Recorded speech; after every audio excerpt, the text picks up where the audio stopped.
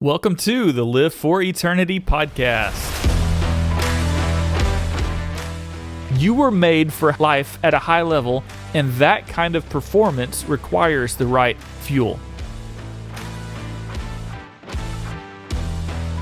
Hey, thank you so much for joining me today. I'm your host, BJ Herndon. Again, it means so much that you would choose to tune in and listen to these episodes every week. I have to apologize in advance. I did not release an episode last week. Let's just say life got a little bit crazy, and I just flat out ran out of time through my week to be able to put something together. So if you were counting on listening to this at a certain time during your week every week and you missed out, I apologize for that. But I'm back now. I do think that at some point soon, not today, I'm not ready yet, but at some point soon, I think I need to come up with an episode where I just kind of take the whole episode to give you just a life update, to share what's been going on in my life and what things God has been doing, because it has been a crazy, let's just say at this point, about 3 weeks for me. I'm not going to go into the details today, but just as kind of a teaser for if I do an episode like that. It's just another example of, you hear people say all the time how, you can trust God no matter what, how you can trust His timing, and you can trust His provision. Like, things may not always happen in the way you expect or the time that you want. I feel like I've said that on here not too long ago, but you can always trust God that He's going to come through in the right way, in the right time, with exactly what you need. And I found myself in a situation where I needed God to come through in a way like that. And, it's one of those, in theory, it's easy to say that. It's easy to say that to other people and to believe it, honestly, for them, and to believe it for yourself when things are going well, that you can trust God no matter what.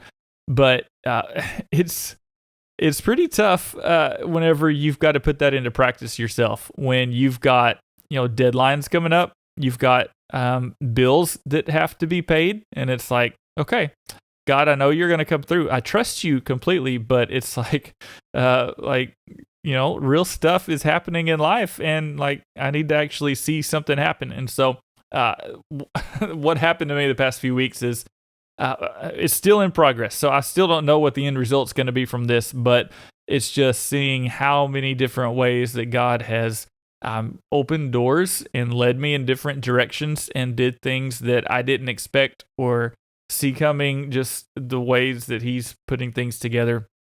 Once again, it's just been mind-blowing. It's things that I teach on here, things that I've experienced before, but it was just a different season of life, another time.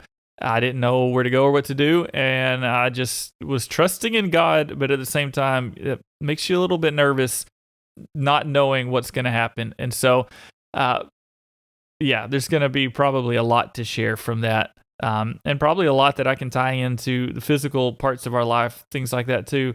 But we'll get into that whenever I have a full story to share, because like I said, I'm still in the middle of it right now. But, okay. Let's get into what we have to talk about today, because this is probably going to be relatable. It will be relatable to everybody, because this is something we all have in common. So let me just set this up. So a little background about me. I don't know if you have been able to tell this from just what you've heard on the podcast, or from some of those that actually know me in person. You probably figured this out pretty quickly. But I think it's an actual word that I've heard people use, but I would consider myself a foodie. Like, I love lots of food, and I love food with lots of flavor. One of the things about me is I've always been a fast eater. Like, no matter what, I sit down at a meal, and it's very rare if I'm not the first one done eating the meal. Always eat fast. But I was also proud of the amount of food that I could consume whenever I sat down to eat. I even had thoughts, and I'm not completely past this yet, but I had thoughts about entering eating competitions to see how well I stacked up against others. And as a kid, I must have had an incredibly high metabolism, because I was a little guy, especially considering how much I ate. And I remember going to buffets And I would think of it like a competition where I always made sure that I ate more food than anyone else. And I remember going to CC's Pizza. I don't know if they have those everywhere around the country, but they were a big deal around here. I remember going there as a teenager, and every time we went, I would, when people are starting to wind down, I would count the pizza crusts on my plate because, I didn't eat pizza crust then, and most of the people around me didn't eat their pizza crust. And so I would count them to make sure that I ate more slices of pizza than anybody else in the group around me. And it was always a competition. And it's I'd get to 10 pieces, which sounds like a lot, and it is, but it was CC. So they were super thin slices of pizza. So, but I'd get to 10 slices and somebody else would be at 11. I'd be okay, no, I've got to hit 12, and then they'd hit 12, and it's okay, no, I got to do 13. I think I finally tapped out, normally around 14 or 15 pieces of pizza. But even if it was just a regular buffet, I would fill my plate to overflowing, but then I would go back multiple times after each plate was empty for more. I knew that I needed to be eating healthy food. It was head knowledge in the back of my mind, but it didn't seem that at that time there were any consequences for what I'd been doing. And so many times people would tell me, well, just wait until you turn 20 and it'll catch up to you. Well, I turned 20. There was almost no change. Lots of food, very little exercise, very little consequences. Then people started saying, just wait until you hit 30. It'll catch up to you. Well, that time they were right. And so I kept up my lifestyle of eating as much as I physically could every time I had a meal and never really doing any kind of exercise. For a while, there really didn't seem to be any side effects. But slowly, just like they warned, I began to notice the changes. The scale only told a little at a time. I couldn't see a lot of changes very rapidly looking in the mirror. And honestly, I didn't get on the scale very much back then. So any change that was there, I wouldn't have noticed it anyway. The change was so slow that I didn't notice any of it for years. But as I look back at what I used to weigh, I noticed that the current number at that time was much higher than what I weighed in high school or even in my 20s when I got married. I also noticed that I started to get sick more easily and that I didn't have very much energy through the day. I could do all right most of the time through the day, but then I'd get home and I would just crash because I was just spent. I was done for the day. And so I began my health journey after going through the roller coaster of the pandemic in 2020. I think that affected a lot of us in a lot of different ways. And so for me, I saw how much getting sick affected people that weren't in that great of health before they got sick. And I knew that I needed to do everything in my power to put the odds in my favor in case I ever got sick. And plus, I knew that I wasn't being the best husband and father that I could be with the lifestyle that I was living at the time. So I made a pretty drastic change at the start of 2021. I've talked about that quite a bit before. But of all the changes that I began during the start of that health journey, my diet is what I believe made the biggest impact in my life and in the positive results that I ended up seeing. I love exercising now, and I encourage everyone to find some type of exercise that they enjoy, that they'll do regularly. But it's true that you just can't outwork a bad diet. That's whenever I changed my view of food and my body. And I learned that our bodies can do incredible things if we power them with the right kind of fuel. My biggest problem had been that I hadn't been fueling my body properly, and my weight gain and lack of energy were a direct result of that. So, funny story here. I saw a great visual representation of improper fueling whenever I was in high school. So, I had a friend named Greg. Actually, everyone at our school had a friend named Greg. So, he was a class clown. Everybody loved Greg. Greg was also, not only was he funny, but he was a really smart kid. In fact, Greg and I were usually in little competitions. I don't know why everything had to be a competition with me, but we were usually in little competitions about who would get the higher grades in classes that we both had. And it seemed like Greg and I were almost always in the same classes. Another little fact about our school in Beebe, Arkansas was that in my grade, I don't know if it's still this way in every school everywhere, it could be, but in my grade, about a third of the students drove clunkers, like beat up cars. A third drove decent, reliable cars, and a third drove super nice vehicles that their parents spoiled them with. I'm not afraid to say it. That's what they did. Parents spoiled them with it. So Greg drove a clunker, beat up old boxy car. But this car seemed to fit his personality perfectly because Greg was goofy. He was confident enough to drive it through town with pride. I mean, it was something, it was just part of the running joke. It was his car, and he loved it because he could be funny about it. But as smart as Greg was, he could lose focus from time to time. And so one day at school, Greg told us that the afternoon before, he had accidentally put diesel fuel in his car instead of gasoline. And so whenever we asked Greg, what are you going to do about it? He just said, well, I'll drive it until it breaks down. And so we thought that was pretty funny. Now, I'm not much of a car guy, so I didn't know what was going to happen. I don't know why some cars, like what happens when you put diesel in a gasoline engine, things like that. So I thought it would quit working almost immediately. Hear my dad talk about it, like you never want to do that. And still, after when you hear the end of the story, you don't want to do that. But I just thought like the car would immediately stop working as soon as it started trying to burn the wrong fuel. However, it didn't. In fact, it lasted quite a few more months after that. I mean, once he burned through the diesel, he started putting gasoline back in it, but like it had already done its damage.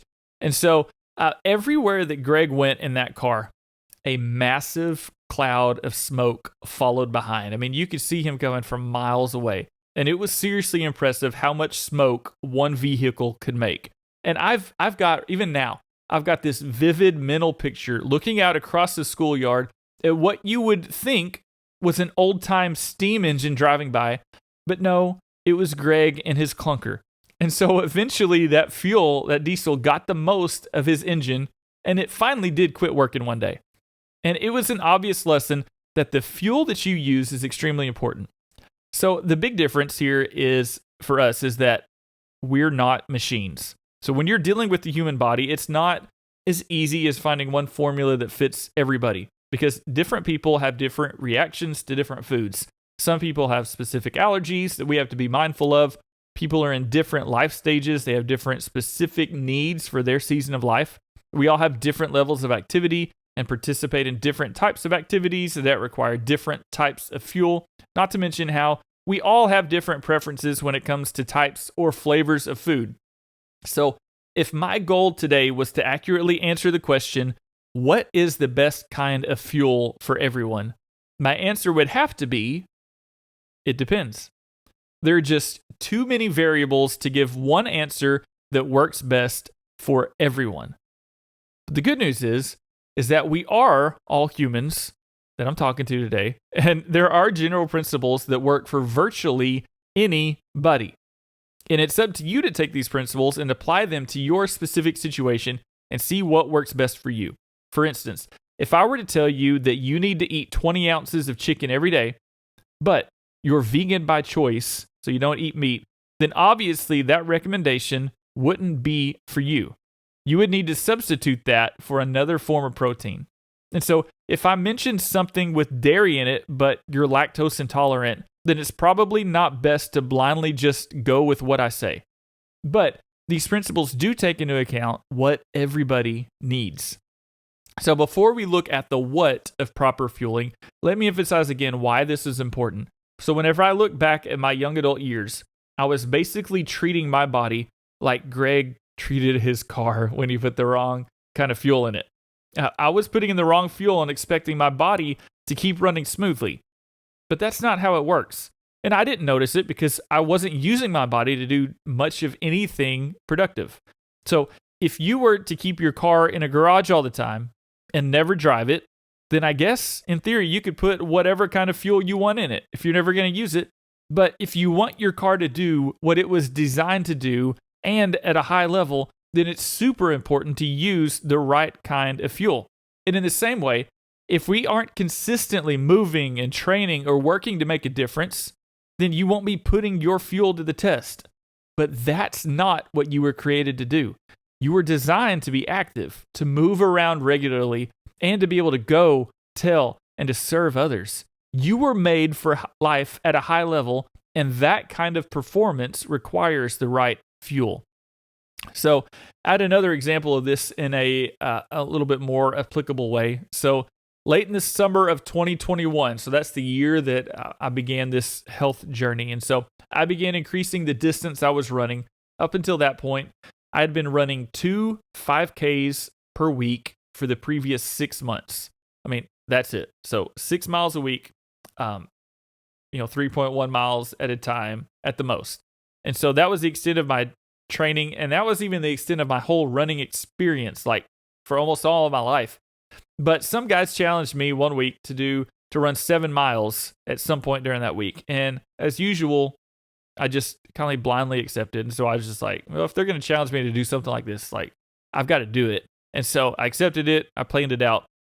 My plan was to do this run on a weekday after a late morning appointment with my wife. So we finished the appointment. It was in Little Rock. It was lunchtime. So we stopped for lunch. One of our favorite places to eat is David's Burgers. So we ate there. I knew that I would be running in a couple hours. So instead of ordering a greasy burger, I ordered a chicken sandwich. I thought that's got to be a healthier option than, the burgers, they taste so good, but they're just so greasy. And so I ordered the chicken sandwich. And that was my first time getting a chicken sandwich there. So I didn't know that it was going to be as greasy as the burgers are. And the fries that they serve there, they're freshly cut. You watch them cut the potatoes, stick them in the fryer, and then serve them to you. But they're also super greasy. So I ate the food, didn't really think much about it. We got home. It was time for the run. I felt pretty good. I was still full at that point, but I felt like I was ready to go. So started off with the run, felt good for a little while. And then I quickly learned another lesson about proper fueling. My stomach started cramping up after about 2 miles. Apparently, turns out grease is not good running fuel. At least not that my body has been able to use for running fuel. So by mile 3, I was forced to take regular walking breaks. It just hurt so bad. I had a certain pace in mind that I wanted to hit during the course of this run, but that just went right out the window before I even made it halfway. And I ended up walking most of the rest of the miles. And I ended up having to call my wife to pick me up early because I was so miserable. And since then, the lesson I learned is that we only go to David's Burgers when we have absolutely no plans for the rest of the day after that. Actually, we should probably, if we're just talking about healthy food and proper fuel, we probably need to avoid it altogether. But the food just tastes so good. The prices are great. Our kids and several of our friends love it so much. So we keep it as an occasional option right now. Okay, so let's get started. I said just a moment ago that we aren't machines, but the truth is our bodies work surprisingly well when we treat them like machines. I've even said before that our bodies are tools that can either be used to make a great impact for eternity, or they'll be an obstacle that works against what God has planned for us. So my goal is to lead myself and everyone that I can impact to choose to use our bodies for God's glory. While we're on this physical planet, we can do great things to show people God's love in a real way that they can experience. We can serve others. We can be there for people. We can go to different places and tell people about Jesus. But we can only do those things if we take care of our internal engines. So if food is fuel, then in many ways, your performance is determined by the fuel that you use. And let me just tell you, there's a time and a place for all kinds of food, but you need to know when to use what kind. With this general knowledge, the first principle to achieve optimum performance is this: fuel your body with the best fuel you can. So humanly speaking, eat as much healthy food as you can. And by healthy, I mean what you naturally think of, like vegetables and fruit and lean meats. The more of those healthy foods that you eat, the less junk food that you'll eat, and the better your body will perform. One of the biggest arguments against healthy food is that fresh, healthy food is more expensive and it just doesn't last as long. Like, you got to eat it pretty quickly or else it's going to get bad and you throw it away. And I get it. I fought that and I tried to find ways around it. Canned vegetables, they're all right. Frozen vegetables are pretty good, but you just can't beat fresh fruits and vegetables. That's how you get the best fuel for your body. That's how God designed us and how He designed this planet. And of course, if you want to fuel the best, you'll have to pay for that. top level is never the cheapest option, but it's worth it to spend a little bit more up front and to keep your body strong and healthy and avoid costly doctor's appointments and medication down the road. The truth is, you'll pay for it one way or another, and you get to decide if you'll pay now, where you get to reap the rewards of a life of health and a greater eternal impact, or if you'll pay later and have to give up your health in the process. And it's not always an easy decision in the moment, but learning to live with your future in mind will help you make the wisest decisions for your life. So here's another principle. With the right fuel, you can fill the tank and not be over full. So I saw a reel on Facebook the other day that helped show an example of this. They said, have you ever eaten a banana and then asked for another one? Probably not. I mean, I don't. My 3-year-old has before, but she's probably an exception. For most of us, you eat one and then you're satisfied. But whenever you eat junk food, you can't stop eating. That's because you have to eat so much more to get the nutrients your body craves and to feel full. Plus, when you eat junk food, you're giving yourself so many other things that your body doesn't need in the process. And so if your input doesn't match your output, then that's how your body stores the extra as fat. Meaning, if you eat more calories than what you end up burning, your body holds on to much of the extra for later. And you have to remember that when our bodies were created, right after creation, humans didn't have the option to store large quantities of food to eat later like we can today. We lived off the land. So whenever we ate a large amount of food at one time, it was a huge benefit to store whatever wasn't immediately used as fat. That way, when food was hard to come by later, our bodies could use that fat storage to keep ourselves fueled so that we could do the work to get more food later, either by planting or hunting or gathering. And that process was necessary for our survival. Now, we don't need that process as much anymore, but that's still how our bodies were designed to work. And if we give ourselves too much food, that's how we end up storing the extra for later in case of emergency, which our body just naturally stores as fat. So to that point, it may be easy for you to just say, if that's the case, then I just won't eat much at all. Well, sorry, but that doesn't work either. Because another principle is you can't run on fumes. You have to eat. Starvation doesn't work with your car, and it doesn't work with you either. The good news is that you don't have to starve yourself to achieve the results you want. You can eat until you're full every meal and not gain weight as fat. The secret is in consuming the right kind of calories. And so here's what I've learned in eating healthy. Lean and complex is the key to not gaining weight. Whenever you eat meat, choose the leanest option. And this just makes sense to most of us. If you eat meat with fat still in it, guess what you're fueling your body with? Fat. Yes, you'll be getting protein from the meat as well, but you're adding other things you probably don't need right then, so it gets stored as fat. So to get to this next point, we need to go a little bit deeper in the science behind what we eat and what we need. So let's break down what food is made of. The components that make up our food, they're called macronutrients. So these are things like protein, sugar, carbohydrates, calcium, fiber, etc. So most of the foods that we eat consist of several of these different types of macronutrients in different amounts, but we usually choose certain foods because they're high in certain ones that we need at certain times and in certain situations. So we have the technology now to be able to document all of our food that we eat in apps, which then automatically breaks down how much of each macronutrient we consume for that day. Or you could do like some people still do. You can look at the label of every food that you eat and keep track of every macronutrient yourself. Take a package of any kind of food and look at the back, and you'll see how much fat is in there, how much sugar, how many carbohydrates is in there, the sodium, all that stuff. And that's why it's got the percentage of the recommended daily value that's on there. Let me just tell you, that takes a lot of work. I don't know many people at all, including myself, that are that committed to this process to do it that way and to keep track of things like that. So I've done the app method. I've tracked my food through that. that works. Still kind of tedious. I still do look at the label of almost every food I eat just so that I kind of get a mental picture and just generally know what it consists of. But honestly, I don't take a super strict approach keeping up with macros.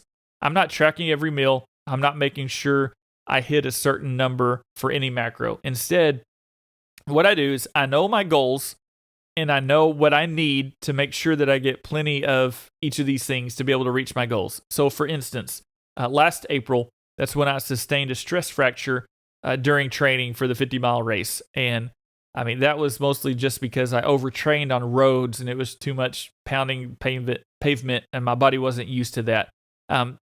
But it was also a sign to me that I needed to make sure that I got plenty of calcium each day because I wanted to have strong bones. So, to recover from the injury, I drank a lot of almond milk because I looked on labels and it had the highest calcium content I could find and has less of things in it that I don't need, less fat, less sugar, things like that. I also started supplementing with some calcium vitamins in the evening time to make sure that I got enough of that macronutrient in the evening as well. So once I fully recovered from that injury, I just kept those things as part of my diet, my routine, so that I would have a higher calcium content because I know that's needed for healthy bones. So my past injury from this last fall was a muscle injury. So to recover from that, I increased my protein intake because I know that protein is what builds and repairs muscles. I also started strength training more consistently after that to further help avoid injury. So I kept a high protein intake to support the training and building of muscle. So I still don't keep track of every gram of protein that I eat in a day, but I make sure to have some sort of protein with every meal. And if I don't have time for a full meal, I mean, if it's breakfast time and like we're late and I'm trying to get kids out the door, then instead I have a protein shake that I normally make with almond milk to also get in the extra calcium. And the same is true for the rest of the food that I eat. I look at what my body needs and I work to get as much of that as I can from healthy, natural, high-quality foods. One more big macronutrient to talk about is carbohydrates. So carbs are the primary way that our body's fueled. So you can train your body to burn fat instead of carbs, but honestly, that's a process that can take a while to switch to, and I would only recommend that to someone that's committed to putting in the time, effort, and patience to carefully see that transition process through. For the rest of us, I recommend using the right carbs at the right time to be your main source of fuel for your body.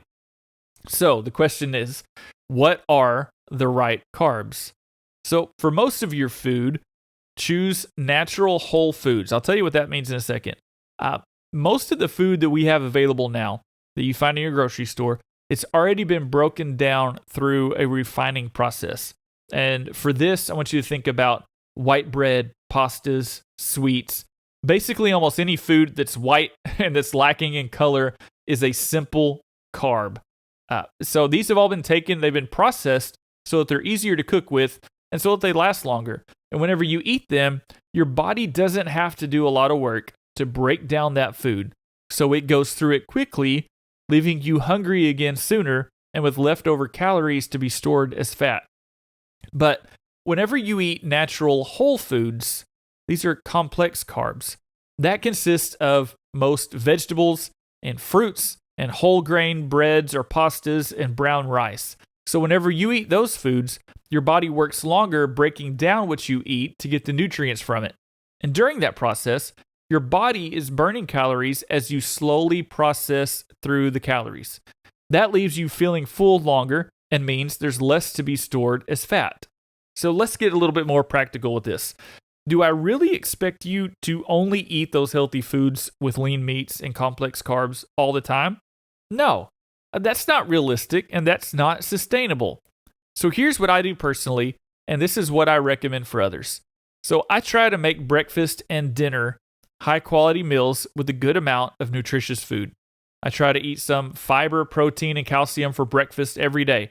And that may be a banana with some protein oatmeal made with almond milk, or a couple of eggs with some peanut butter wheat toast, or a big bowl of vanilla Greek yogurt with some blueberries. A dinner is usually a good quantity of lean meat for that extra protein, with some veggies and complex carbs. So that could be one of our favorites is a chicken pizza on cauliflower crust, or tacos made with ground turkey, it's a lean meat, and brown rice, it's a complex carb, or stir fry with lots of vegetables and chicken. So in each of those options, I can eat until I'm completely full, but I won't be giving myself a lot of things I don't need. So for lunch is a little bit of an exception. I try to eat nutritious foods, but that is my least picky meal of the day. In fact, if I'm going to have any junk food during the day, that's usually when I eat it. And that's because I'm more active during that time and will continue to be active for many more hours before I wind down for bed. And I can get away with quickly processing foods because I'll actually be using what I eat before it can be stored as fat. Basically, use simple or complex carbs to support your activity level. So if I know that I'm not going to be active for a while, such as after dinner time, I make sure the meal going into that time is higher in those complex carbs. I don't want food that my body will burn through quickly. I want it to slowly break down the food while I rest so that I'm full longer and that I don't store much as fat. The same is also true for my rest days or days that I just don't get in very much activity. I focus on more complex carbs those days in every meal. However, to fuel my runs or workouts, then I go to simple carbs for fast fuel. So typically, before just a regular weekday run in the morning, I'll have some water and a banana, or water and a graham cracker or two. And if I'm doing a longer run, like on the weekend or something, I'll eat something like 2 pieces of white bread toast with grape jelly, or I've even done a couple of biscuits with honey. Those foods, they have a lot of sugar, a lot of calories, and simple carbs, but I'm about to burn through them almost as quickly as my body can process them. I may even have some similar types of food right after a long run if I feel depleted of calories, but I always follow it up with something else with more nutrients, especially with protein and calcium. So as you can see, there's a time and a place for all kinds of foods. If your goal is to be healthier or to lose weight, it's not about starvation or even fasting. The biggest change to make is just to begin replacing unhealthy food with healthy food. It's definitely an investment, but it's always worth it if it helps you lead your family at a higher level and for a longer time, and if it leads to a greater eternal impact, which I can tell you it will. And as a word of caution, let me just say making that transition will have some hurdles for you to overcome. It's not ever easy for us to change up our routines or to break our habits. It was tough for me to not have a meal's worth of junk food before bed every night anymore. It was tough for me to cut out regular sodas. There were a lot of unhealthy foods that I craved as I forced myself to move on from them. But I learned that you can retrain your taste buds. You can learn to crave that feeling of being satisfied after you finish a meal without being overly full or bloated. I was addicted to Coca-Cola and Mountain Dew, but I learned to crave water instead because it made me feel better. And now many of the things I used to crave have lost their appeal to me. I still had some Coca-Cola in the middle of the 50-mile race I ran last year, but the flavor wasn't nearly as appealing as I remembered it being. I just drank it for the sugar and the caffeine. So one more principle about food is that your hunger is determined by what you're focused on. So if you have your mind set on what you won't allow yourself to have, then it'll be impossible for you to stick to your healthy eating goals. So if you say no to cookies, but the only thing you think about is cookies, then you'll cave in the next time cookies are an option. Instead, focus on the goals you have for yourself and for your future. Think about how much better you feel when you eat healthy. Think about how God is honored when you take care of the body that He gave you. Think about being able to play with your grandkids and even your great-grandkids because you chose to do the right thing now. It's not about what you're giving up. It's about what you gain when you make the right choices. So hopefully today you've heard some good practical advice that you can put into practice to become a better version of yourself. God gave us all foods, and there's times and places for all of them. We just need to make the right decisions with the right information about how to use them to keep moving forward. But before we go, I have one more connection to make. As you know, this is called Live for Eternity. And so far today, we focused on the live part, But all of this is in vain if we don't apply it to what matters the most: eternity. So as I wrap up this episode, I want to look at the question: in your spiritual life, how are you feeding your soul? How are you feeding your soul? What is the fuel that's fueling your soul? As I've mentioned before, your soul is the deepest part of who you are. It's hard for us to accurately define or to identify our soul, but it's crucial that we take care of the health of our soul. It's our soul that goes on to live in eternity.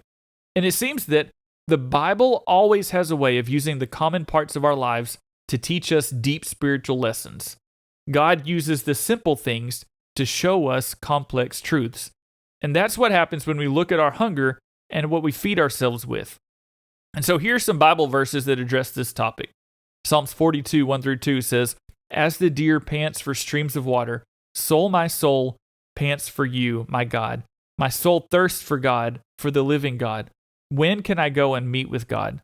Psalm 63, 1-5 says, "You, God, are my God, and earnestly I seek you. I thirst for you, my whole being longs for you, in a dry and parched land where there is no water. I will be fully satisfied as with the richest of foods.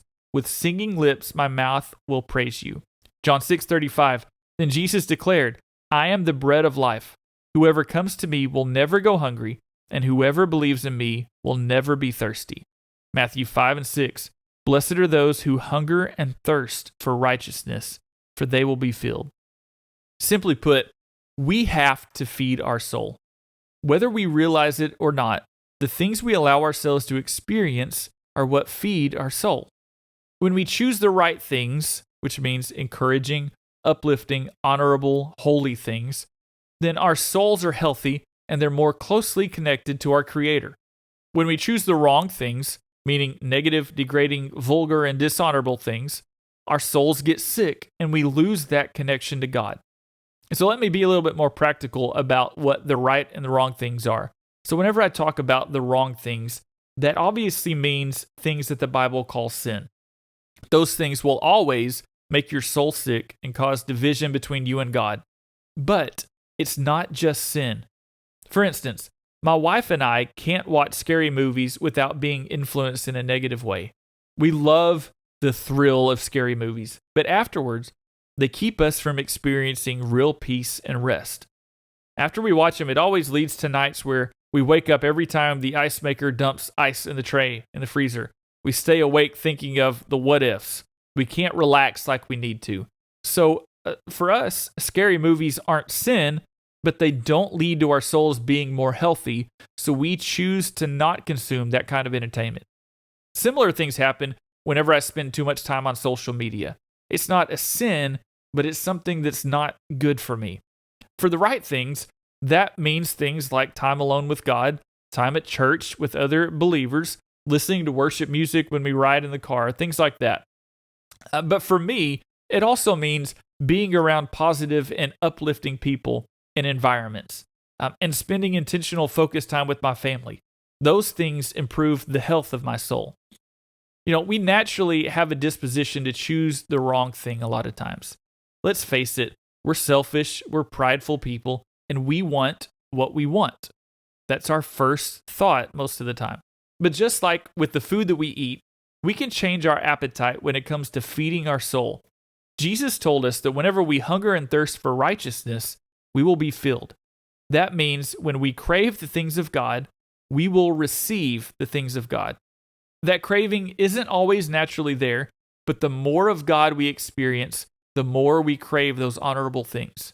The more peace and love, joy, hope, patience, grace, and mercy we receive, the more we start to desire those wonderful blessings from God. The bottom line is, we're hungry people. Physically and spiritually speaking, we're hungry. We always want more because we always need more. We're growing, we're moving, and that's supported by how we fuel ourselves. Every time we approach the dinner table, we have a choice to make. And so let's choose things that make our bodies and our souls healthier and better off. One day at a time, one meal at a time, one decision at a time. That's how we become a better representation of Christ. Turn those little decisions into habits that become your lifestyle, and that is how you live for eternity.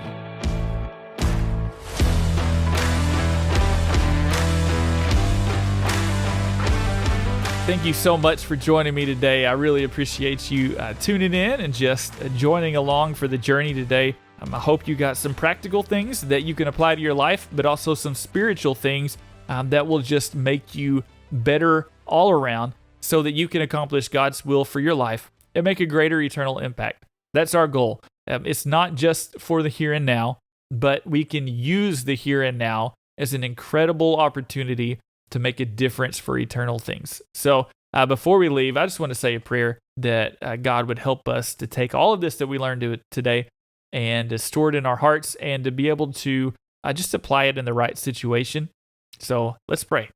God, I thank you for all that you've given us. Thank you for these bodies that you created, that you designed. Thank you for this planet that you created to support us. And for all the different ways, all the different things you've given us to be able to fuel our bodies. Lord, thank you that we can use them. Lord, thank you for the tasty foods, for the healthy foods, for the way that properly fueling ourselves helps us to feel, how it gives us energy and the nutrition that we need to go out and to do great things, to have adventures, and to make an eternal difference. Lord, would you help us to take what we've heard today and to apply it to our lives? God, if there's unhealthy things that we're doing, unhealthy foods that, God, that honestly that we're just addicted to, would you give us the strength to let go of those things and to replace them with things that will make us healthier and better off and more able for you to use us in a greater way? God, in our spiritual lives, help us to replace negative influences in our lives, things that make our souls unhealthy, to remove those things and replace them with things that keep us growing closer to you and make us more like you. God, if there's things that we need to remove, give us the strength to let go of them and to accept what you have for us, God. And all of these things, God, let it be done for your kingdom and your glory. In Jesus' name, amen.